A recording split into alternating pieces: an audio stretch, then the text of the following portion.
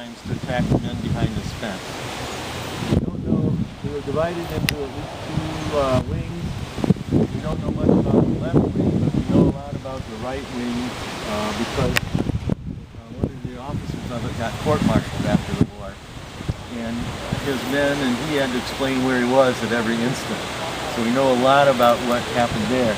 We know, for example, that in his group there were only two officers, Captain Talon and himself, Lieutenant Bender. And they would come out of that Mason Run, which is kind of a little high ground there. They'd come out of that, and they were divided into two firing divisions.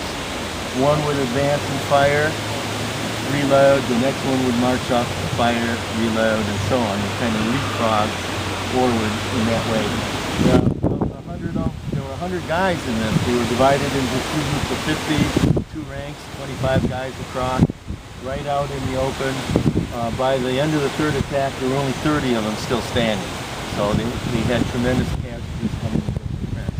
And the fence stretched from here all the way over to, well, you can see the flagpole over there, beyond that flagpole. So it's a long line, and they made a smaller target as they moved across. So it was almost like a crossfire, as people firing all the length of the line at this group of British coming across. But they had their cannons, they pushed out in front of them, and actually one of the cannons got within 30 yards of that fence before the crew was all shot down. One of the lieutenants in the Provincial Marine came up, managed to grab it, even though he was wounded, and pull it back to safety.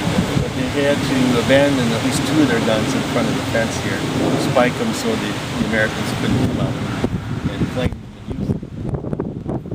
We know, again, thanks to the map that was made at the end of the war by Colonel Anderson, we know whose properties were where. This first one being Jean-Baptiste Couture. He was a local militia captain, took part in the battle.